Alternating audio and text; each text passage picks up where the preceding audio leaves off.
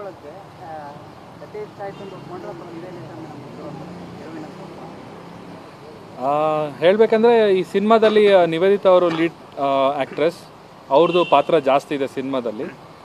ಅವರಿಗೊಂದು ಸಪೋರ್ಟಿವ್ ಆಗಿರಲಿ ಅಂತ ನಾನು ಅವರು ಬಾಯ್ ಫ್ರೆಂಡ್ ರೋಲ್ ಮಾಡೋಕ್ಕೆ ಒಪ್ಕೊಂಡಿದ್ದೆ.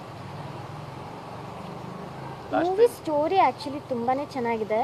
ನಾವು ಒಪ್ಕೊಂಡಿದ್ದು ಇವರಿಂದ, ಡೈರೆಕ್ಟರ್ ಸರಿಂದ. ಯಾಕಂದರೆ ಅವ್ರು ಬಂದು ಸ್ಟೋರಿ ಯಾವ ಥರ ಹೇಳಿದ್ರು ಅಂದರೆ ಪ್ರಾಬಬ್ಲಿ ನೀವು ಅವ್ರ ನರೇಷನ್ ಕೇಳಬೇಕು, ಅಷ್ಟು ಇಮ್ಯಾಜಿನೇಷನ್ಗೆ ಹೋಗ್ತೀರಾ ಅಂದರೆ ಅಷ್ಟು ಚೆನ್ನಾಗಿ ಹೇಳಿದ್ರು.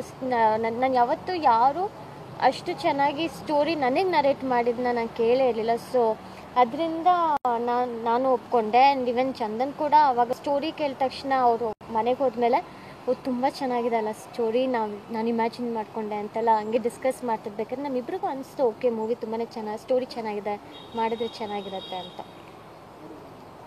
ಲಾಸ್ಟ್ ಟೈಮ್ ಇಬ್ಬರು ಇದೇ ಶೂಟಿಂಗ್ ಸೆಟ್ಟಲ್ಲೇ ನಾಗರಬಾವಿ ಹತ್ರ ಇದ್ರು, ನಿಮ್ಮ ಇಬ್ಬರ ಆ್ಯನಿವರ್ಸರಿಯನ್ನು ಸೆಲೆಬ್ರೇಟ್ ಮಾಡ್ಕೊಂಡಿದ್ದೆ. ಎಸ್, ಸೊ ಆ ನೆನಪುಗಳೇನಾದರೂ ನೆನಪಾಯಿತು? ಈ ಶೂಟಿಂಗಲ್ಲಿ ತುಂಬ ಆಗ್ಬಿಟ್ಟಿದೆ ನಮಗೆ, ಸಾಕಷ್ಟು ಎಮೋಷನ್ಸ್ಗಳು ಇದೆ.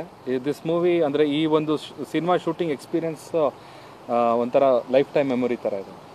ಅಂದರೆ ಇವತ್ತು ಕೊನೆ ಸೀಕ್ವೆನ್ಸ್ ಕೂಡ ಇದೇನೋ ಅನಿಸ್ಬೋದು, ಏನೋ ಪಬ್ಲಿಸಿಟಿ ಸ್ಟಂಟ್ಗೋಸ್ಕರ ಈ ಸೀನ್ ಇಟ್ಬಿಟ್ಟು ಏನೋ ಮಾಡಿದ್ದಾರೆ ಅಂತ ಅನಿಸ್ಬೋದು, ಬಟ್ ಹಂಗಿಲ್ಲ. ಅದೊಂದು ಸೀನ್ ಮಾತ್ರ ಬ್ಯಾಲೆನ್ಸ್ ಇತ್ತು. ನಾನು ವಿದಾಯ ಹೇಳಿಬಿಟ್ಟು ನಾನು ಫಾರಿನ್ಗೆ ಹೋಗೋ ಅಂಥದ್ದು. ಎಸ್, ಅಷ್ಟೇ. ಅದ್ರ ಮೇಲೆ ಜಾಸ್ತಿ ಏನು ಹೇಳೋಕೆ ಗೊತ್ತಾಗ್ತದೆ. ಆಚೆ ಬರ್ತಿರ್ಬೇಕಿದ್ರೆ ಕೈ ಇಟ್ಕೊಂಡು ಬಂದು ಎಲ್ರಿಗೂ ಮಾರಲ್ ಅಂತ ಹೇಳ್ತಾ ಇದ್ರು. ಅವತ್ತು ಲಾಯರ್ ಕೂಡ ಸಾಕಷ್ಟು ಜನ ಮಾತಾಡಿದ್ರು. ಅವರಿಗೂ ಒಂದು ರೀತಿ ಮಾದರಿ ಎಲ್ಲ ಒಂದು ದಿವಸ ಆದಮೇಲೆ ಒಬ್ರಿಗೊಬ್ಬರು ಮುಖ ನೋಡ್ಕೊಳ್ಳಲ್ಲ. ಆದರೆ ಇವ್ರು ಇದು ಜೋಡಿ ನೋಡಿ ಖುಷಿ ಆಯಿತು ಅಂತ ಎಲ್ಲರೂ ಖುಷಿ ವ್ಯಕ್ತಪಡಿಸಿದ್ರು. ಸೊ ಇಡೀ ಸೋಷಿಯಲ್ ಮೀಡಿಯಾ ನಿಮ್ಮಿಬ್ಬರ ಬಗ್ಗೆ ಖುಷಿ ವ್ಯಕ್ತಪಡಿಸಿದ್ರು.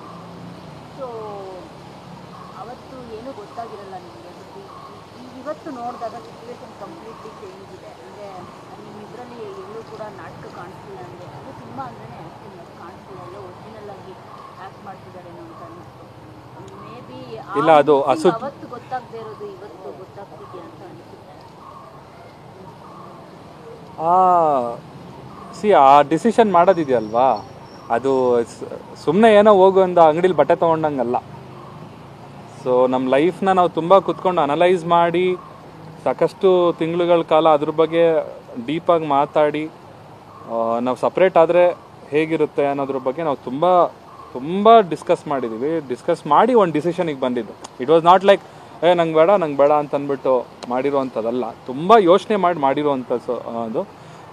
ಬಿಕಾಸ್ ಅವ್ರಿಗೂ ಒಂದು ಲೈಫಲ್ಲಿ ಏನೋ ಸಾಧನೆ ಮಾಡಬೇಕು ಅನ್ನೋದು ಅವ್ರ ಲೈಫಲ್ಲೂ ಇದೆ, ನನಗೂ ಏನೋ ಸಾಧನೆ ಮಾಡಬೇಕು ಅನ್ನೋದು ಲೈಫಲ್ಲಿದೆ. ಸೊ ಎಲ್ಲೋ ಒಂದು ಕಡೆ ಒಟ್ಟಿಗೆ ಇದ್ದಾಗ ಅದಕ್ಕೆ ಅಡಚಣೆಗಳಾಗ್ತಿತ್ತು ಅನ್ನೋ ಒಂದು ಕಾರಣಕ್ಕೋಸ್ಕರ ಮಾತ್ರ ನಾವು ಸಪ್ರೇಟ್ ಆಗಿದ್ದು. ಸೊ ಅವರು ಜೀವನದಲ್ಲಿ ಮುಂದೆ ಬಂದರೆ ನನಗೂ ನಾನೇ ಫಸ್ಟ್ ಜಾಸ್ತಿ ಖುಷಿ ಪಡೋದು ನಾನೇ.